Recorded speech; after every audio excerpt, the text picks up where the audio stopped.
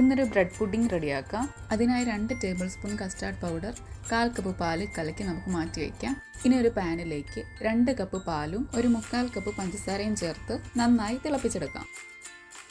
ഇനി നമുക്ക് നേരത്തെ കലക്കി വെച്ച മിക്സ് പാലിലേക്ക് ചേർത്ത് കൊടുക്കാം. കൈയെടുക്കാതെ ഇളക്കി കുറുക്കി തുടങ്ങുമ്പോൾ സ്റ്റൗ ഓഫ് ചെയ്യാം. ഇനി ബ്രെഡിൻ്റെ 4 സൈഡും കട്ട് ചെയ്ത് മാറ്റാം. ഒരു ട്രേയിലേക്ക് നമുക്ക് ബ്രെഡ് വെച്ച് കൊടുക്കാം. ഇനി നമ്മൾ റെഡിയാക്കിയ കസ്റ്റാർഡിൻ്റെ മിക്സ് ചൂടോടുകൂടി തന്നെ ബ്രെഡിൻ്റെ മേളിൽ നമുക്ക് ഒഴിച്ചു കൊടുക്കാം. അങ്ങനെ 3 ലെയർ ചെയ്തെടുത്തിട്ടുണ്ട്. ഇനി ഇത് 1 മണിക്കൂർ ഫ്രിഡ്ജിൽ വെക്കാം.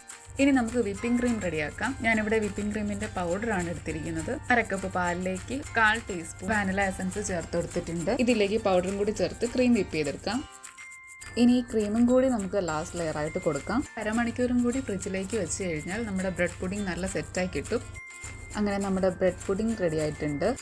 എല്ലാവരും ഒന്ന് ട്രൈ ചെയ്ത് നോക്കി അഭിപ്രായം അറിയിക്കുക. താങ്ക്